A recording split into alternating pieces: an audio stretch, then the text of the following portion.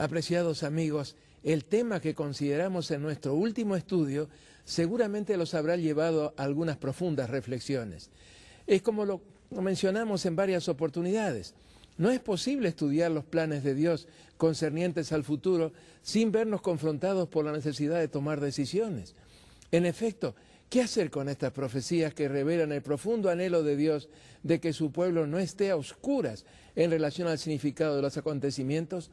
¿Cómo responder sabiamente a la más importante de todas las preguntas? ¿Qué debo hacer para ser salvo? Esto es, para llegar a formar parte del reino que Dios habrá de establecer en breve. Que algunas de las cosas que estamos estudiando podrían resultarles un tanto incómodas, puedo comprenderlo. ¿Cuántas veces se menciona en los evangelios que los oyentes de Jesús se escandalizaron y se ofendieron ante sus enseñanzas, y eso que eran integrantes de un pueblo que se preciaba de ser profundamente religioso? San Juan en su evangelio, capítulo 6, verso 60, nos cuenta acerca de cómo, ante un cierto discurso de Jesús, la gente resentida comenzó a decir: dura es esta palabra, ¿quién la puede oír? Las palabras de Jesús, las palabras de aquel que había dejado la gloria celestial para venir a morir por ellos, les resultaban ofensivas. De muchos de ellos registra el verso 66, desde entonces muchos de sus discípulos volvieron atrás y ya no andaban con él. En varias otras oportunidades, afectados por lo que Jesús les decía, intentaron apedrearlo y hasta despeñarlo por un precipicio. Lo acusaron de endemoniado, de poseído por el demonio, y así lo rechazaron vez tras vez hasta que finalmente lo condenaron a muerte y lo crucificaron. ¿Por qué esas reacciones? Porque se negaban a aceptar lo que Jesús les decía. ¿Y por qué no querían aceptarlo? Pues porque sus enseñanzas, las enseñanzas del gran Maestro enviado de Dios, no coincidían, no armonizaban con las de ellos. Acostumbrados como lo estaban a dejar que sus guías espirituales decidieran por ellos en todo, confrontados ahora por la necesidad de tomar una decisión, porque la verdad siempre demanda una decisión, antes de meditar, de evaluar las evidencias de lo que Jesús trataba de decirles, prefirieron seguir en el error de sus propias convicciones religiosas. Triste es decirlo, pero la misma actitud se ha venido repitiendo vez tras vez a lo largo de la historia. La actitud de rechazar la verdad en nombre de la religión. Casi increíble, ¿verdad? Y no solamente rechazarla, sino aún más perseguirla tenazmente en la persona de sus proclamadores o predicadores. San Lucas, en los Hechos de los Apóstoles, registró las reacciones opuestas de los habitantes de dos poblaciones de la misma comarca, situadas a apenas 80 kilómetros de distancia la una de la otra. Los habitantes de Tesalónica, especialmente los de formación religiosa, expulsaron sin miramiento alguno a Pablo y a sus compañeros. Sencillamente se negaron a escucharlos. El mensaje de los enviados del Señor, por no ajustarse a los prejuicios que controlaban sus mentes, les resultaron sencillamente insufribles. Los de la ciudad de Berea, por el contrario, los escucharon y luego compararon lo escuchado con las escrituras disponibles en ese tiempo y recién entonces tomaron su decisión. ¿Y cuál fue esa decisión? Dejar de lado sus creencias previas, basadas en tradiciones humanas, y aceptar gozosamente el mensaje de salvación. En Hechos, el capítulo 17 y el verso 11, se dice de ellos que fueron más nobles que los que estaban en Tesalónica, pues recibieron la palabra con toda solicitud, es decir, de todo corazón, escudriñando cada día las Escrituras para ver si estas cosas eran así. Mis estimados amigos, si realmente queremos conocer el futuro tal como Dios lo reveló, debemos permitirle a la Biblia explicarse a sí misma y no imponerle nuestras interpretaciones, recordando siempre que es la historia la que nos documenta acerca de su cumplimiento. Volvamos ahora al capítulo 7 del maravilloso libro del profeta Daniel. En nuestros dos temas anteriores vimos cómo, bajo el símbolo de 4 animales o bestias feroces, se describió anticipadamente el surgimiento de 4 imperios universales. 4, no más. Y cómo, mediante el símbolo de los 10 cuernos en la cabeza de la 4ª bestia, se anticipó la caída del Imperio Romano de Occidente y su división en aproximadamente una decena de reinos menores, algunos muy fuertes, otros más débiles. Al concluir nuestro último estudio, estábamos considerando el surgimiento de un poder político-religioso romano que en forma incansable y obsesiva, mediante el recurso de una astuta diplomacia, tristemente no exenta de fraudes y engaños, habría de extender su hegemonía sobre todos los otros reinos. Antes de continuar, convendrá que repasemos ahora todo lo que el capítulo 7 dice acerca de este poder, representado por el símbolo de un cuerno pequeño, o más literalmente un cuerno surgido de la pequeñez, de la insignificancia, sí, pero que no habría de permanecer pequeño, sino que se desarrollaría hasta superar con creces a todos los anteriores. Leemos otra vez el verso 8, capítulo 7, verso 8. Mientras yo contemplaba los cuernos, he aquí que otro cuerno pequeño salía entre ellos, y delante de él fueron arrancados 3 cuernos de los primeros. Y he aquí que este cuerno tenía ojos como de hombre, y una boca que hablaba grandes cosas. La descripción continúa en el verso 11, donde Daniel se expresa así: yo entonces miraba a causa del sonido de las grandes palabras que hablaba el cuerno. Un poco más adelante, en el mismo capítulo, Daniel continúa proporcionando detalles acerca del cuerno y de sus acciones.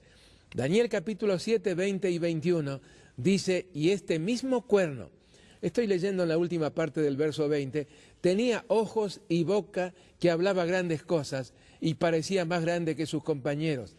Y veía que este cuerno hacía guerra contra los santos y los vencía hasta que vino el anciano de días. Y en la explicación del ángel encontramos los últimos detalles de la trayectoria de este siniestro poder. Daniel 7, 24 al 26. Y los 10 cuernos significan que de aquel reino se levantarán 10 reyes, y tras ellos se levantará otro, el cual será diferente de los primeros, y a 3 reyes derribará, y hablará palabras contra el Altísimo, y a los santos del Altísimo quebrantará, y pensará en cambiar los tiempos y la ley, y serán entregados en su mano hasta tiempo y tiempos y medio tiempo. Pero se sentará el juez, y le quitarán su dominio para que sea destruido y arruinado hasta el fin.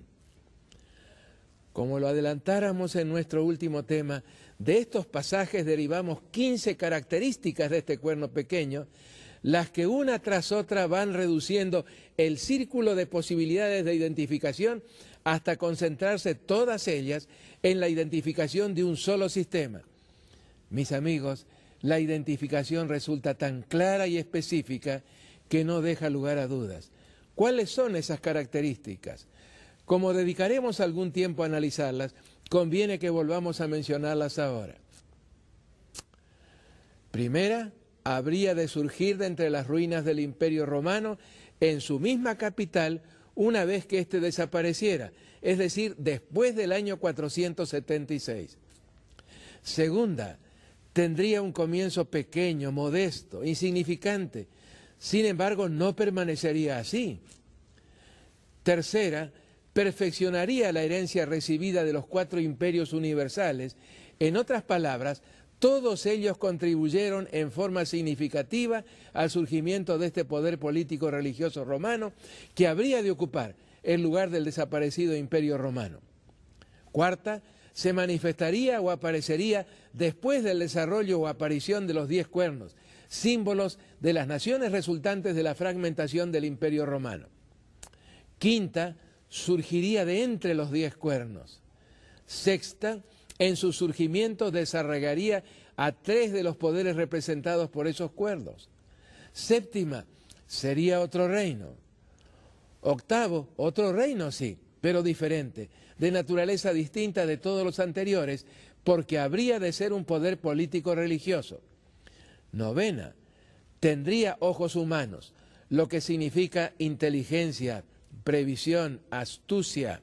Décima, su apariencia sería arrogante. Undécima, hablaría blasfemias, es decir, sus declaraciones de carácter religioso pretenderían concederle atributos propios de la deidad. Duodécima, perseguiría tenazmente a los verdaderos hijos de Dios. Decimotercera, su supremacía habría de extenderse durante 3 y medio tiempos o años o lo que es lo mismo 42 meses o 1260 días, período profético que aparece reiteradamente mencionado tanto en Daniel como en el Apocalipsis y que corresponde, de acuerdo al principio de interpretación, un día profético por un año literal a 1260 años.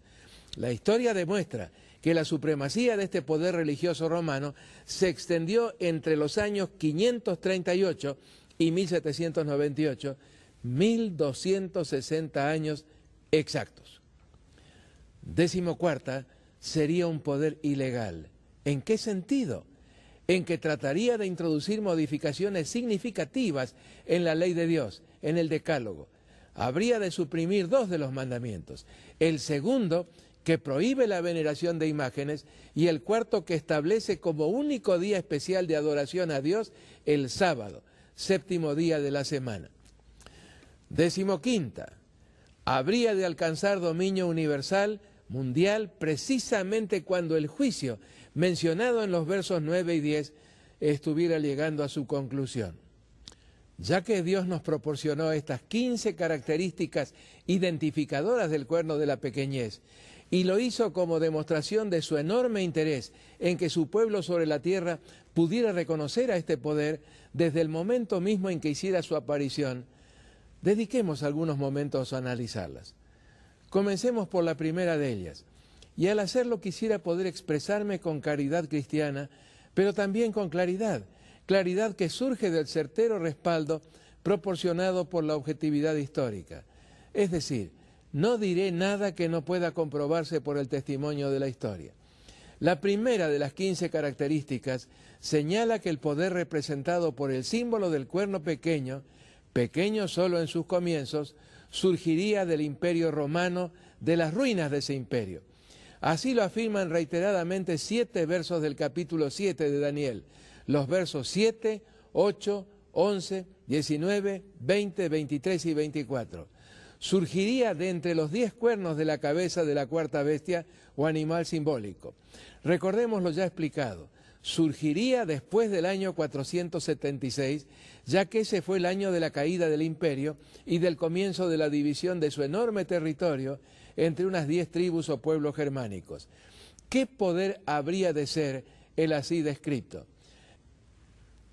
Permitamos, amigos, que 3 prestigiosos historiadores, interesados no en la interpretación de las profecías bíblicas, sino tan solo en la objetividad histórica, nos orienten en la comprensión de esta primera característica, la identidad romana del cuerno pequeño. Empezamos con A.C. Flick, en su obra The Rise of the Medieval Church, en la página 150, es decir, el surgimiento de la iglesia medieval. Se expresó así a comienzos del siglo pasado. De entre las ruinas de la Roma política se levantó el gran imperio moral en la forma gigante de la iglesia romana. Otro historiador, Adolf von Harnack, prestigioso historiador alemán, quien escribió en 1903, todos los elementos romanos que los bárbaros y los arrianos dejaron fueron puestos bajo la protección del obispo de Roma, quien se convirtió de esta manera en el personaje más importante después de la desaparición del emperador.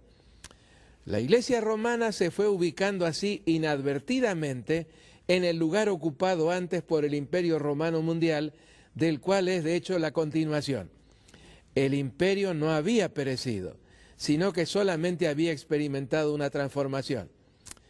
Esta no es tan solo una observación aguda, prosigue von Harnack, sino el reconocimiento de la verdadera realidad histórica y la forma más apropiada y precisa de describir el carácter de esta iglesia. Todavía gobierna las naciones. Es una creación política y tan imponente como un imperio mundial, porque es la continuación del imperio romano.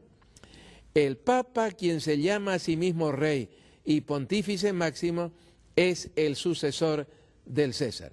Esto en su obra, What is Christianity? O ¿qué es el cristianismo? Páginas 269 y 270. Por su parte, Karl C. Eckhart publicó en 1937 su obra The Papacy and the World's Affairs, el papado y los asuntos mundiales, y la inició con estas palabras: Bajo la potestad del Imperio Romano, los papas no tuvieron poder temporal, pero cuando el Imperio Romano se hubo desintegrado y su lugar fue ocupado por varios reinos rudos y bárbaros, la Iglesia Católica Romana no solo se independizó de esos estados en el aspecto religioso, sino que dominó también en lo secular.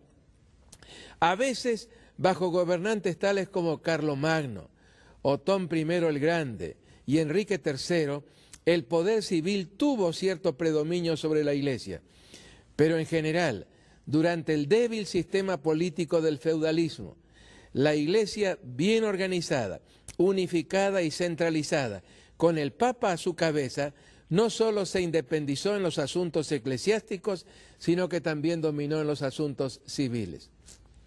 La profecía anticipó que este poder surgiría de entre las ruinas del Imperio Romano, y las declaraciones de los tres historiadores recién citados no dejan lugar a dudas acerca de la entidad que sucedió al Imperio Romano.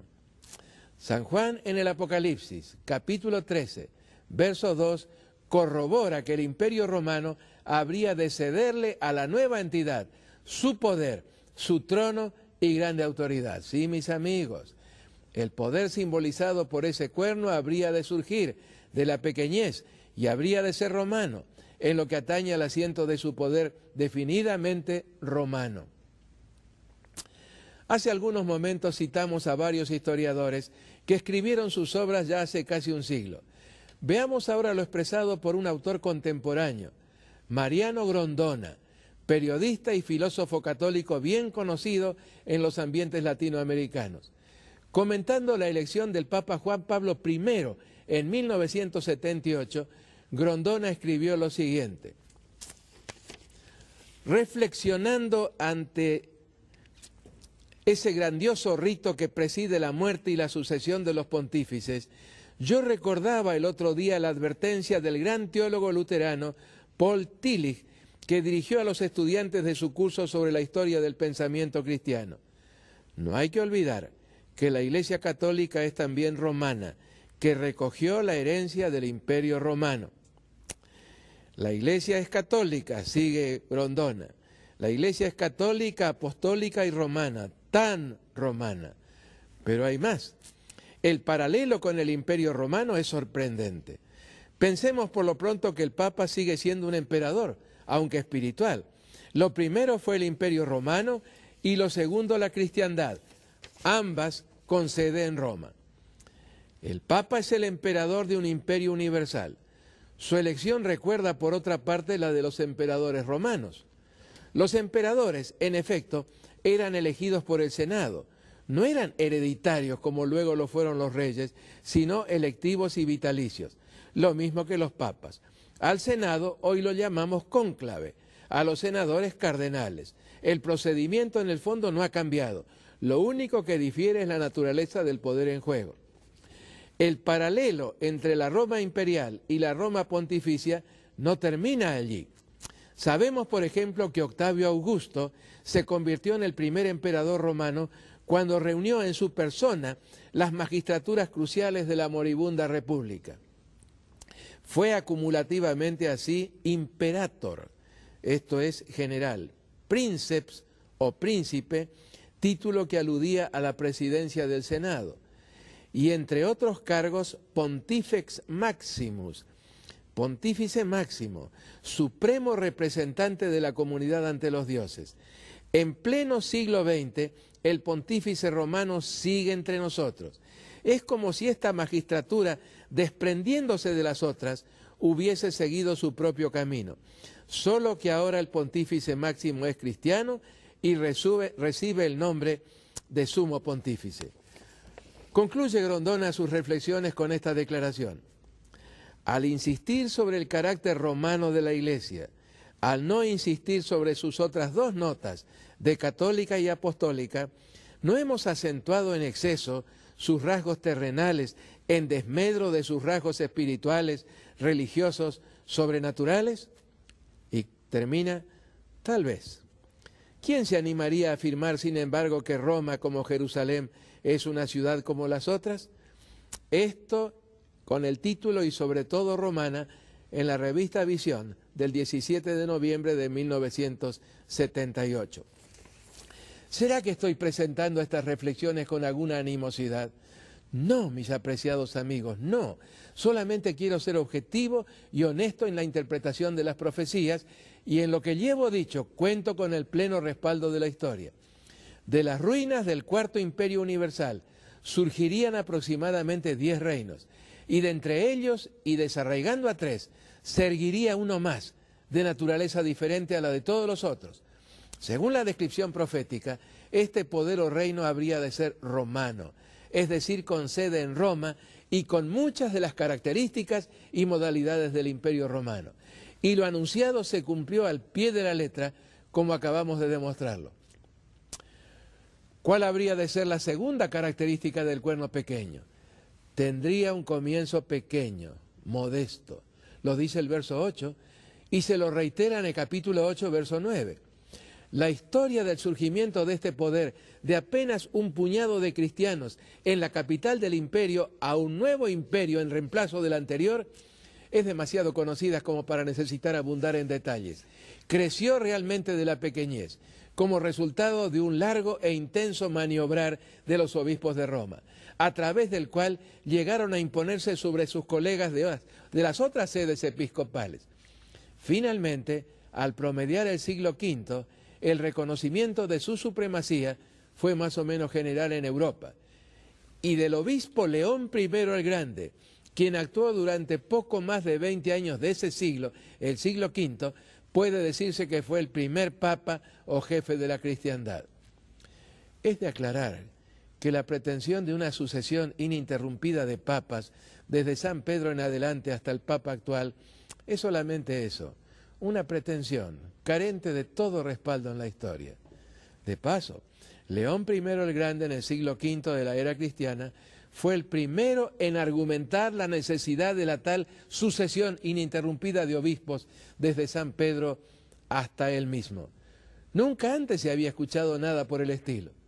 Sí, es cierto que hoy se habla de esa supuesta sucesión ininterrumpida de obispos de Roma o papas, pero la historia demuestra que las cosas fueron bastante distintas. Esa imaginaria sucesión tuvo muchas interrupciones, y si hemos de hablar de papas, en el sentido que se le da al término históricamente, se debe iniciar la lista con el recién mencionado León I, quien murió en el año 461. La tercera característica anticipó que el cuerno pequeño habría de ser el receptor de la herencia acumulativa de los 4 imperios universales.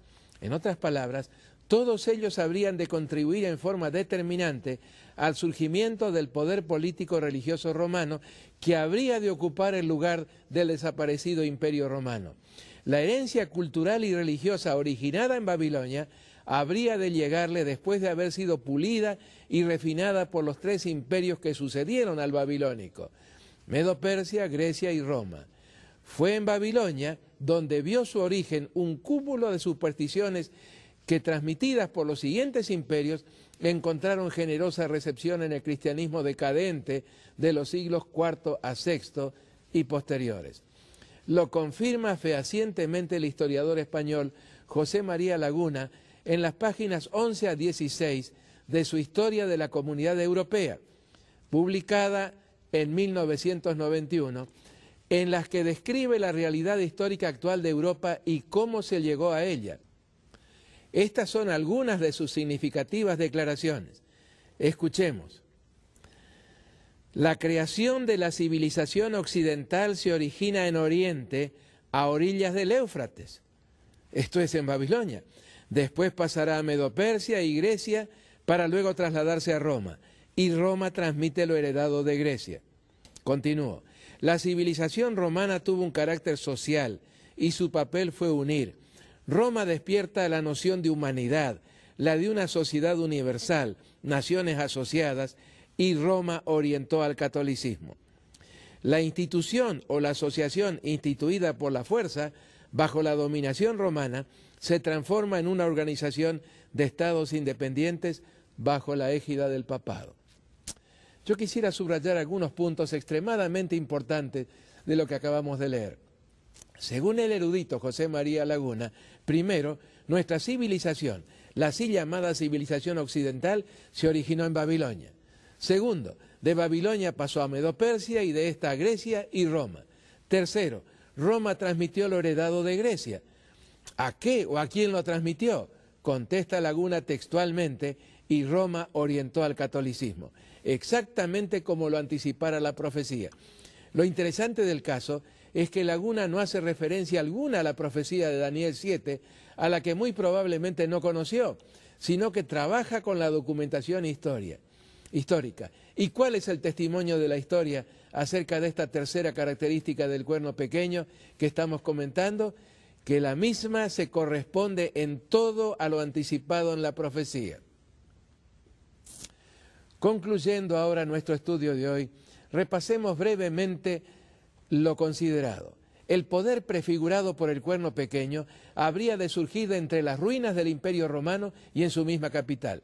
La sucesión de los eventos habría de ser así: desaparición del imperio, división de su territorio entre los pueblos invasores y surgimiento del poder simbolizado por el cuerno pequeño, pero pequeño tan solo en su comienzo, porque crecería enormemente hasta dominar e imponer su voluntad sobre los otros poderes. Todo esto se cumplió y de una manera tan exacta, tan precisa, que resultaría intento inútil tratar de argumentar lo contrario. Allí está la profecía y allí está la historia, y sus testimonios coinciden en vaticinio y cumplimiento, en símbolo y realidad. Por hoy me resta sugerirles que no se pierdan el próximo estudio, que les resultará apasionante. Gracias, queridos amigos, por su amable comprensión y por su honesta disposición de permitirle a la Biblia ser su propia expositora. Este es un principio básico y fundamental: la unidad de la Biblia, permitir que la Biblia se explique a sí misma. Y esto es lo que necesitamos hacer. Y por supuesto, necesitamos también prestar atención muy cuidadosa a lo registrado por la historia. Allí está la documentación del cumplimiento de lo anunciado en las profecías, de los vaticinios que contienen las profecías. Me resta, una vez más, desearles las mayores bendiciones del cielo. Que en todo podamos ver que el Señor nos va guiando en la comprensión de aquello que nos anticipó a través de los profetas, para nuestro bien, para nuestra orientación y muy particularmente para que lleguemos a ser ciudadanos de ese reino que Él habrá de establecer muy pronto. Otra vez, que Dios los bendiga muy ricamente. Amén. Que así sea.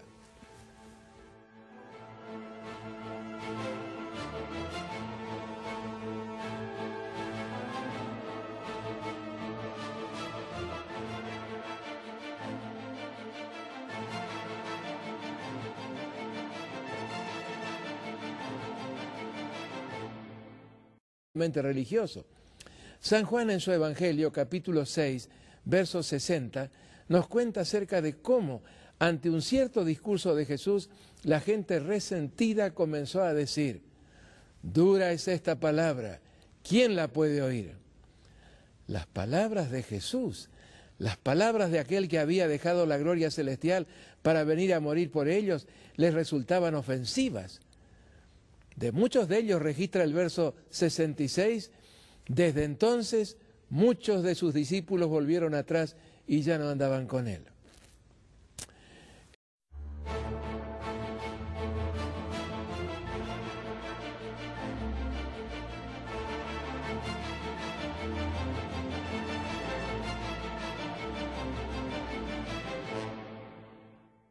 Apreciados amigos, el tema que consideramos en nuestro último estudio seguramente los habrá llevado a algunas profundas reflexiones.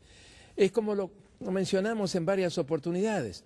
No es posible estudiar los planes de Dios concernientes al futuro sin vernos confrontados por la necesidad de tomar decisiones.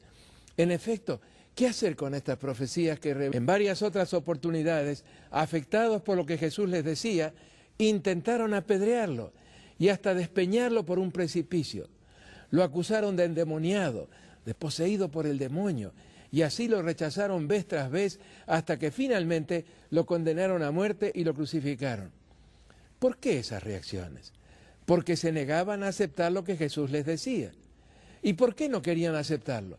Pues porque sus enseñanzas, las enseñanzas del gran Maestro enviado de Dios, no coincidían, no armonizaban con las de ellos.